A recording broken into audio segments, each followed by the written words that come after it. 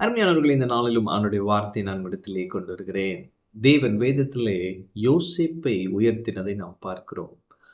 பார்வோன் எகிப்திற்கு அதிபதி, அவன் தான் ராஜா. எகிப்துக்கு மட்டும் இல்ல, அந்த நாட்களில் அவன் தான் ஒரு செல்வ செழிப்பான தேசத்திற்கான ராஜா.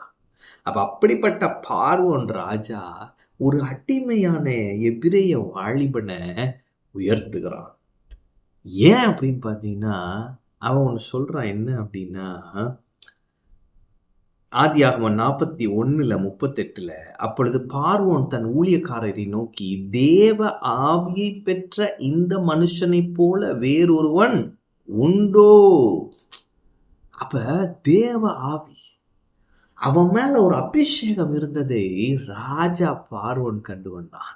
இன்னைக்கு நான் ப்ராஃபட்டிக்கா சொல்றேன், நீங்க வேலை பார்க்குற இடத்துல உங்க உயர் அதிகாரி உங்க மேல இருக்கிற அனாயிண்டிங்கை பார்க்க போறாங்க.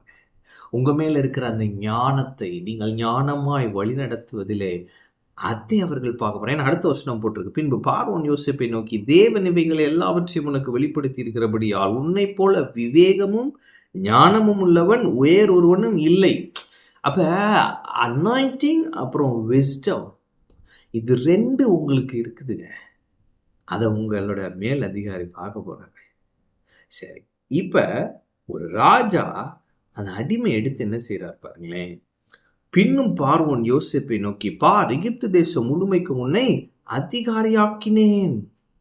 அப்ப இதே போலதான் நம்முடைய வாழ்க்கையை பாருங்களேன். நம்ம எங்கேயோ பாவத்தின் பிடியிலே, சாபத்தின் பிடியிலே அடிமைகளா இருந்தோம். ஆனால் இயேசு தம்முடைய சொந்த ரத்தத்தை சிந்தி நம்ம அப்படியே புழுதியிலிருந்து எடுத்து நம்மை அதிகாரியாக, ராஜாக்களாக, ஆளுகை செய்கிறவர்களாக மாற்றி இருக்கிறார். எவ்வளவு நல்ல தேவன். அப்ப இன்னைக்கு நீங்களும் நானும் ராஜாக்களா இருக்கிறோம்.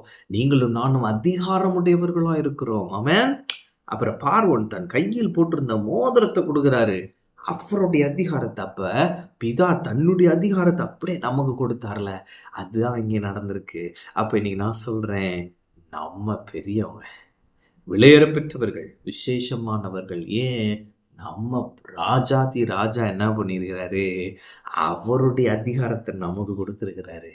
புழுதியிலிருந்து நம்மளை எடுத்து உயர்த்தி பிரபுக்களோடும் ராஜாக்களோடும் அமர்த்தி இருக்கிறாரு. அதுக்கப்புறம் பார்த்தீங்கன்னா, அவன் மெல்லிய வஸ்திரங்களை அவனுக்கு உடுத்தி, பொன் சரப்பணி அவன் கழுத்திலே தரித்து, தன்னுடைய 2ஆம் ரதத்தின் மேல் அவனை ஏற்றி, தென்னனிட்டு பணியுங்கள் என்று அவனுக்கு முன்பாக கூறுவித்து, எகிப்து தேசம் முழுமைக்கும் அவனை அதிகாரியாக்கினான்.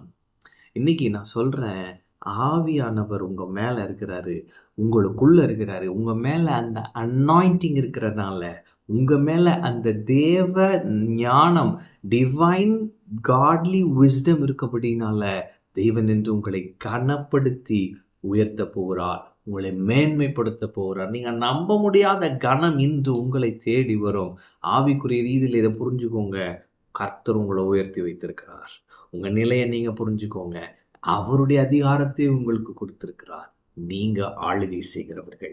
இயேசுவுக்குள்ளாக நீங்கள் ஆளுகை செய்கிறவர்கள். உங்களை எதுவும் கீழ்ப்படுத்த முடியாது. இதுவரை கீழ்ப்படுத்தி இருக்குதா? நான் சொல்றேன், இனி அது கீழ்ப்படுத்தாது. ஏன்னா நீங்க அதை கீழ்ப்படுத்திடுவீங்க. நீங்க அதை மேற்கொண்டுருவீங்க. நீங்க அந்த பழக்கத்தை மேற்கொண்டுருவீங்க. ஏன்னா இயேசு உங்களுக்காக மரித்திருக்கிறார். அவருடைய ஆளுகையை உங்களுக்கு கொடுத்திருக்கிறார். நீங்கள் ஆளுகை செய்வீர்கள். ஆமென். அப்ப பார்வோன் ராஜா அடிமையா இருந்த யோசேப்பை உயர்த்திருந்து போல, பிதாவாகிய தேவன், இயேசு கிறிஸ்து, குமாரனாகிய கிறிஸ்து, பரிசுத்த ஆவியானவர் எங்கே இருந்தோ நம்மளை அப்படியே புழுதியிலிருந்து எடுத்து அபிஷேகித்து அப்படியே நம்மளை உயர்த்தி இருக்கிறார். எவ்வளவு பெரிய தேவன். இன்று அதை புரிந்து செயல்படும் பொழுது நீங்கள் ஆளுகை செய்கிறவர்களாய் இருப்பீர்கள். பிசாசை மேற்கொள்வீர்கள். பிரச்சனைகளை மேற்கொள்வீர்கள். தேவ ஞானத்தோடு செயல்படுவீர்கள். அபிஷேகத்தினாலே எல்லா கட்டுகளையும் அவிழ்த்து உரித்து மேற்கொள்கிறவர்களாக இருப்பீர்கள். நீங்கள் வெற்றி பெறுவீர்கள். ஆமென். கர்த்தர் உங்களோடு இருக்கிறார். கர்த்தர் உங்களை ஆசீர்வதிப்பார்.